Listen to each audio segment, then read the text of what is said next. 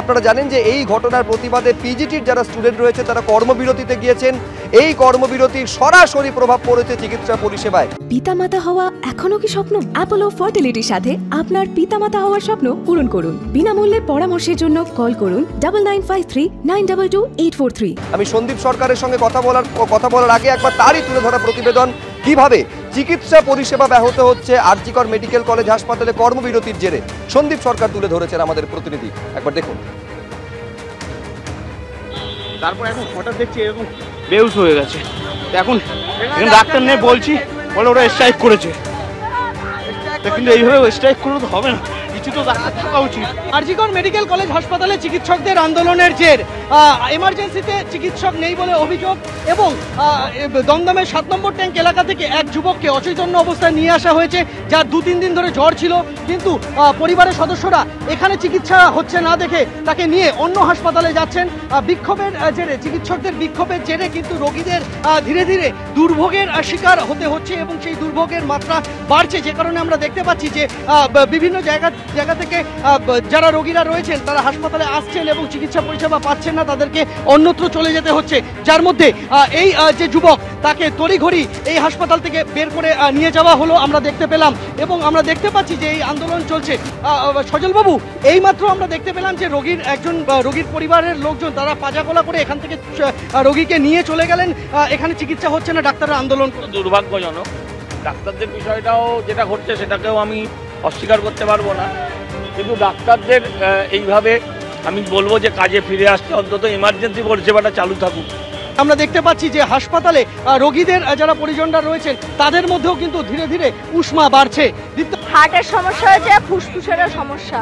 সকালে বনগাঁ ভর্তি ছিল, বনগাঁ থেকে আমরা গান্ধীতে নিয়ে এসেছি, গান্ধী থেকে আবার এখানে ট্রান্সফার করেছে, অবস্থা ভালো না বলে এখানে নিয়ে এসেছি। এখানে এমার্জেন্সি বন্ধ বললো, এখানে কোনো চিকিৎসা নেই, এখানে স্টাফ নেই, কোনো সব স্ট্রাইক চলছে। আমি সরাসরি সন্দীপের সঙ্গে কথা বলবো। সন্দীপ, একেবারে রাজ্যের বেশিরভাগ মানুষ তারা সরকারি হাসপাতালে পরিষেবার উপর নির্ভর করেন। আন্দোলনরত চিকিৎসকেরা তারা জরুরি পরিষেবা চালু রেখেছেন বলে দাবি করছেন, কিন্তু বাস্তবে দেখা যাচ্ছে যে বহু রোগীর পরিবার তারা ফিরে যেতে বাধ্য হচ্ছেন চিকিৎসা না পেয়ে। দেখো, যেটা আন্দোলনরত চিকিৎসকেরা বলেছিলেন যে তারা জরুরি পরিষেবাকে ছাড় দেবেন, জরুরি পরিষেবা অর্থাৎ এমার্জেন্সি এবং ট্রমা কেয়ার বিভাগ, এই দু জায়গায় তাদের কাজ করার কথা ছিল, কিন্তু এই দু জায়গায় তারা যে কাজ করছেন না তা কিন্তু রোগীদের অভিজ্ঞতা বলছে। পরপর রোগীদের ফিরে যেতে হচ্ছে হাসপাতাল থেকে। আমরা দেখেছি যে মাথায় আঘাত পাওয়া ছোট্ট শিশুকে ফিরে যেতে হচ্ছে, হৃদরোগে আক্রান্ত প্রবীণ ব্যক্তিকে ফিরে যেতে হচ্ছে এবং একের পর এক রোগী হাসপাতাল ছেড়ে ফিরে যাচ্ছেন অন্য হাসপাতালে। কেউ কলকাতা মেডিকেল কলেজে যাচ্ছেন, কাউকে এনআরএসে পাঠিয়ে দেওয়া হচ্ছে। আর.জি. কর মেডিকেল কলেজ হাসপাতালে জরুরি বিভাগে যারা আসছেন বা ট্রমা কেয়ারে যারা আসছেন তাদের কিন্তু চরম দুর্ভোগে পড়তে হচ্ছে এবং এখন এই মুহূর্তে এমন পরিস্থিতি দাঁড়িয়েছে যে হাসপাতালের মেন গেট থেকে অ্যাম্বুলেন্স ঘুরিয়ে নিয়ে তারা বেরিয়ে যাচ্ছেন অন্যত গন্তব্যে। ফলে সব মিলিয়ে কিন্তু রীতিমতো একটা দুর্ভোগের ছবি ধরা পড়ছে আর.জি. কর মেডিকেল কলেজ হাসপাতালে। এই মুহূর্তে যেহেতু জুনিয়র ডাক্তাররা, যার মধ্যে অন্যতম উল্লেখযোগ্য হচ্ছে পিজিটিরা এই মুহূর্তে তারা অধ্যক্ষের সঙ্গে কিছু কয়েকজন বৈঠকে ব্যস্ত রয়েছেন, বাকিরা এই মুহূর্তে সেই বৈঠকের ফলাফলের জন্য অপেক্ষা করছেন। ফলে সব মিলিয়ে এই মুহূর্তে কিন্তু পরিষেবা কার্যত বলা যেতে পারে যে শিখে উঠেছে জরুরি পরিষেবা আর.জি. কর মেডিকেল কলেজ হাসপাতালে। শুভ্রজিৎ, ধন্যবাদ সন্দীপ।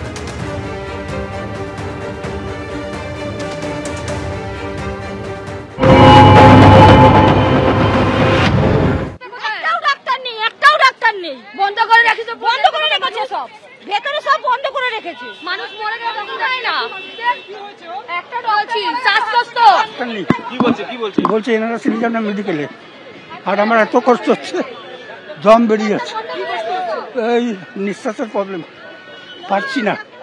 চলে যাচ্ছি, কি করবো এখন? মেডিকেলে যাব, এখানে তো ডক্টররা তো স্ট্রাইক করে রেখে দিয়েছে, অসুস্থ পেশেন্ট নিয়ে এখন মেডিকেলে যাচ্ছি।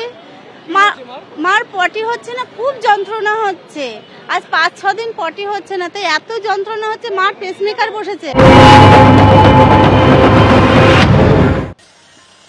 এমার্জেন্সি দেখছে না, বলছে হচ্ছে কি এখানে হচ্ছে এমার্জেন্সি আজ দেখবে না।